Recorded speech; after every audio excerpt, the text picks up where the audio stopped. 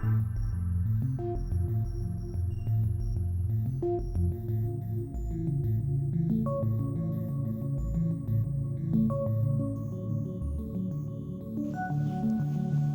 everyone, thanks for joining me on another one of my ramblings. So as I ramble, I'm going to ramble on as usual. Today I'm going to talk about where to find a foreground, how to find a foreground. And it's pretty simple really, because all you got to do is look up, look down, look all around 360, and that's it. So thanks for watching, see you next time, bye. So here's the view from up high. So I'm right up high in the sand dunes, and you can see you get a really good expansive view of the beach, both sides. Got to be really careful up here because these dunes are prone to collapse and have been dangerous recently. I'm at Crantock Beach, which is near Newquay in Cornwall. Great location. Right, so there are some pretty nice marram grasses up here, which I can use as a foreground. So even though I'm up high, I'm going to get my camera down low and get these grasses in the foreground. Now, I'm always saying use a tripod, but stuff that, because I can't be asked at the moment because the light's pretty grey and rubbish. So I'm going to take a shot just to show you, but it's not going to be a keeper, so I cannot be bothered to use the tripod.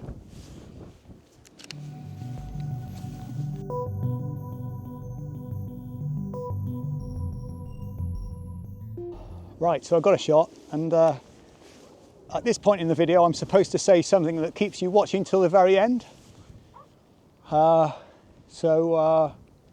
Oh yeah, there's going to be lots of nude women at the end, or if you're a female watching this, there's going to be lots of nude men. If you're in between, I'm not quite sure what to do. If you're transitioning, what can I say? The ending will be great. I'm lying, of course, but anyway. That's what you're supposed to do in these videos.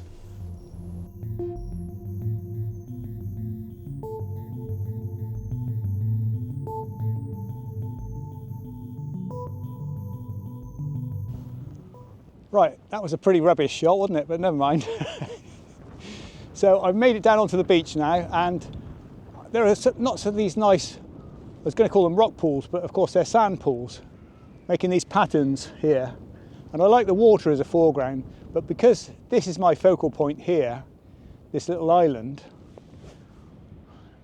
if you use a wide angle lens, you're trying to get a decent foreground and that as your focal point, well, I think it's not going to work. You have to be closer to it. So I'm going to walk much closer to it and perhaps use a bit of sand and then maybe the waves as a foreground. Attitude is a little thing that makes a big difference. That's one of my favourite sayings. It's not, I didn't make it up. See, if you've got a good attitude, I picked the wrong time to start recording this.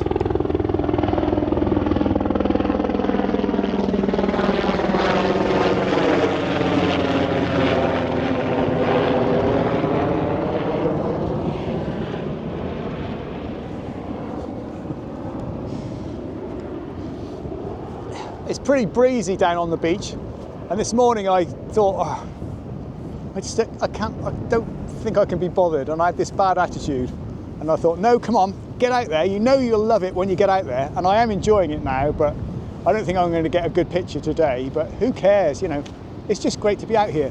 So attitude, having a good attitude gets you through so many good things in life, and especially in photography, even when you've got a grey sky day like today, it's important to just get out there because you can practice your skills, you can remind yourself of some ideas you've had. I've just seen a load of seagulls right over there, and they're going to make a good foreground, so at least I've got some kind of foreground even if it's a grey sky day. So I got closer to the island that I was going to photograph, but of course those sand pools stop way back there, so I can't use them as a foreground. So I think I'm going to just have to switch to a longer lens and try and catch some of the waves with some of the tops being blown off by this easterly wind. So I've put my long lens on. This is a Sony 100 to 400mm. Fantastic lens, by the way, absolutely brilliant. Pin sharp unless you go to f11 or f16, and then it goes a bit soft because of diffraction, but flipping great lens. Anyway, I've got some waves breaking. There's a slight foreground, but not much. Typical when I'm trying to do a video about foregrounds that I can't find one. But there you go, that's what I mean about attitude. If you've got a good attitude and you just get yourself out here, hopefully something will happen. But even if it doesn't, you've got to kind of remain detached from it. Detachment is something I'm trying to learn. I'm only at the very beginning, but if you can be detached from things, then you're not bothered about the outcome. So if I'm detached from this video, and whether it's a successful video or whether I go home and decide that it's all a load of rubbish and I might as well delete it, you've got to just remain detached from that. And it's like most things in life, if you can remain detached from the negative stuff, that's quite that's more difficult, I think. You've got to be detached from the great stuff as well. So it's great to enjoy it, but you've got to think, yeah, you've got to maintain a kind of balance of not getting overexcited by something great, but also not get really disappointed by something that's not good. Like today, when I was filling up at the petrol station, I arrogantly drove through this tiny gap and completely scratched up the back of my car, and it actually pulled enough paint off to get through to the metal underneath, so it's going to have to go into the workshop. And I just thought, oh well, it's a bit of metal, it's more money that I could do without spending, but remain detached from it. Anyway, I'm rambling on now, as I said I would at the beginning of this video. So I'm going to take a video. No, I'm not. So I'm going to take a photograph of the. Oh, hang on, some good waves. Yeah, might have got one there. Let's play it back. Yeah, that's. I mean, for a grey sky day, it's not too bad, but remain detached from it.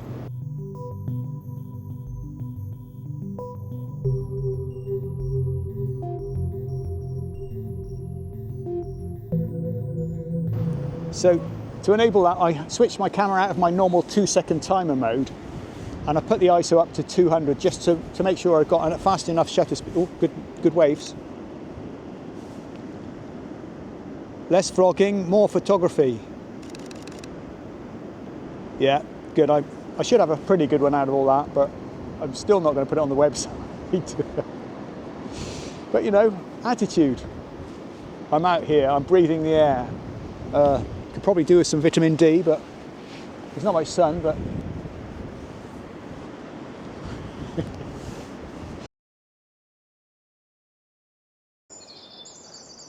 so when the tide's out at Crantock beach, you can walk into one of the sea caves, and it's got a really nice carving which was supposedly done around the time of World War I, so that's 100 years ago.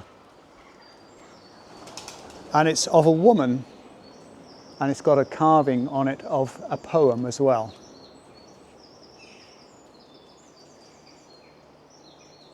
The inscription reads, "Mar not my face, but let me be, secure in this lone cavern by the sea. Let the wild waves around me roar, kissing my lips forevermore."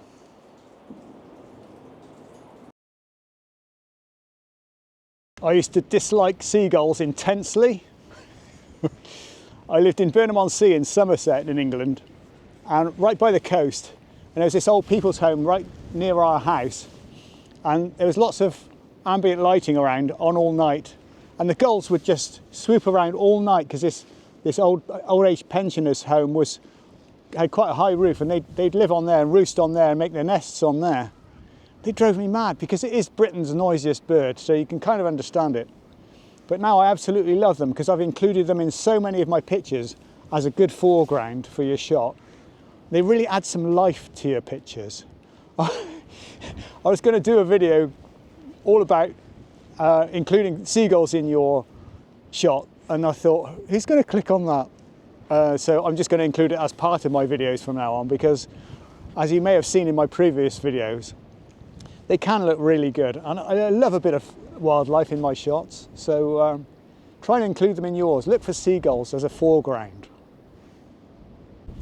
Yeah, I definitely need to develop my attitude and try and make it better, because last week there were some pretty dull, awful days and I just didn't feel like going out, and now I'm out and it's not a great day today either. It's quite grey and I don't think I'm going to get a great shot, but have a good attitude and try and force myself out more and be detached from the results. That's the important thing.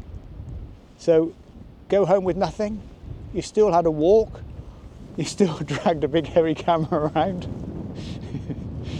You still exercise your legs. Exercise is so important, as you all know. And yeah, I think I need to have a better attitude to just getting out here more often, even if I don't get the camera out of the bag. I used to take a lot of night photographs, and now I'm 65 and I sleep so badly anyway, because I got, you know, old man's troubles with the old getting up 4 times a night for a whiz. What, you know, but you just got to be detached from that as well, haven't you? You know, it's just the way it is. But that's what's kind of stopped me from doing night photography, because I just think, oh, I get such bad sleep anyway because I'm waking up all the blinking time. So it kind of put me off night photography. So hopefully I'll have a go at that. So hold me to that if I haven't done one by the end of this year. I used to do loads of night photography, but there are so many people who are better at it than me, who, you know, stay up till 2 o'clock to get the Milky Way in the right place. Oh, can I be bothered with all that? I'm not sure if I can anymore. But hopefully I'll take you out on a night photography trip soon. I'm just, oh crikey, the wind's really got up. I don't want a tripod to blow over. I've got my hands on both tripods at the moment.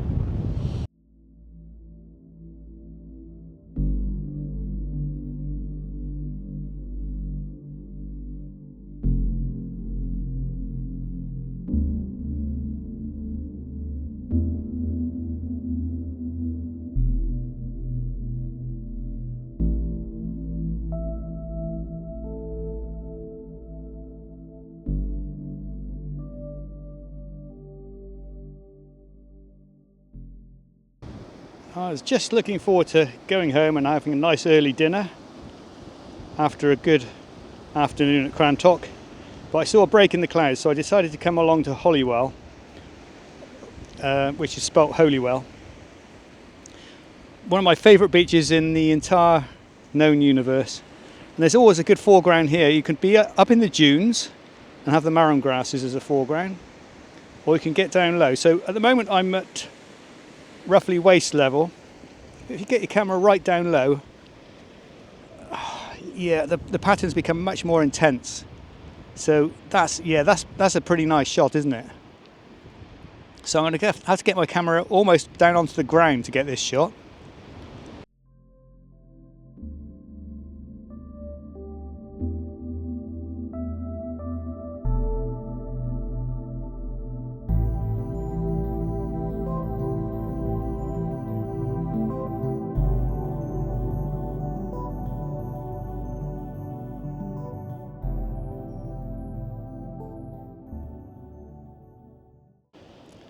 I've come up into the dunes now to use the marram grasses as a foreground.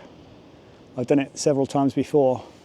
This is why, as I said about attitude, you know, if you've got the attitude just to go out, even if you know you might not get a picture, you begin to practice these things, you begin to get these things ingrained in you. So I know that I look for these grasses every time I go to a different beach. I know that I look for seagulls every time I go to a different beach, because you get used to using them as foregrounds, and so it gets kind of ingrained. So you don't have to remember it at all. It just comes naturally to you. And that's the kind of things that can happen if you repetitively do the same thing by going out even on days which don't seem promising at all. I was about to go home. It's been a long day. I played tennis all morning. I've already walked around Crantock Beach quite a lot earlier on in this video. And I was beginning to look forward to some food, but Luckily, anyone who's watched my earlier videos knows that I do the intermittent fasting thing, where you only eat 2 meals a day and that you don't snack.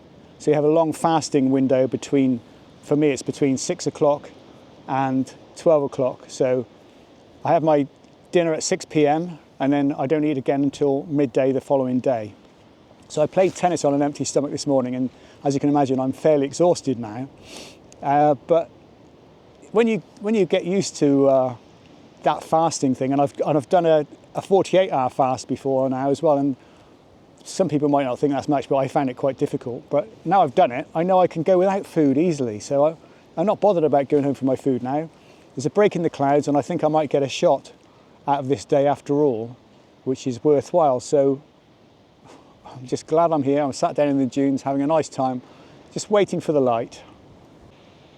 So while we're waiting for the light, I'll show you some of my earlier pictures of Holywell Bay, which involve a good use of a foreground. This first shot was taken in May, and I found these sea pinks right in the foreground, and I thought this is a great shot. And I took this shot, and I thought I've got to come back tomorrow just to see if I can get an even better one.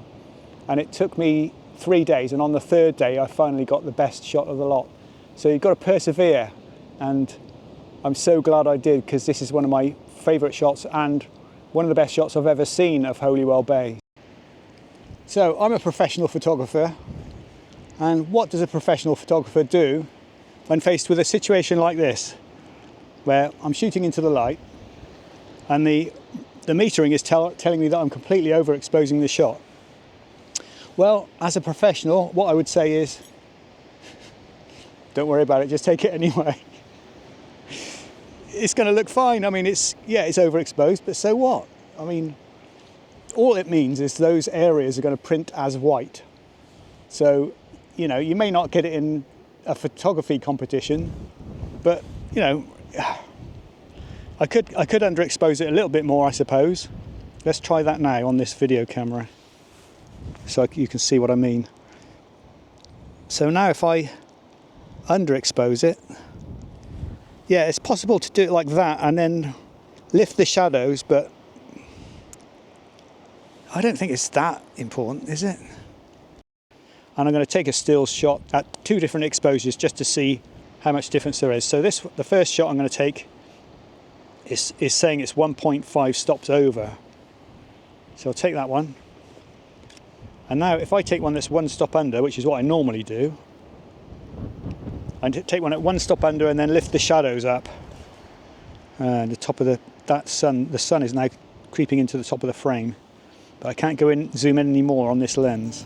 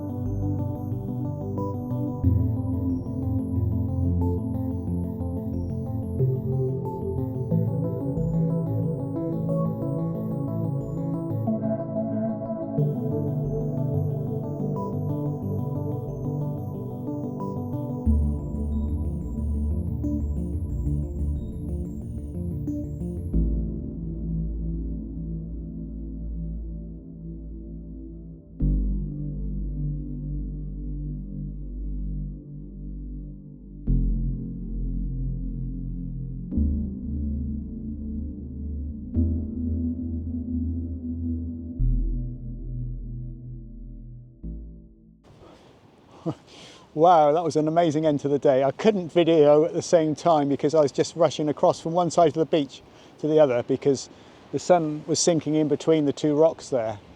So sorry I couldn't video it as I was doing it, but it's just impossible. And I think my images have to take priority over videos when it's magical like it has just been. Thanks very much for watching anyway.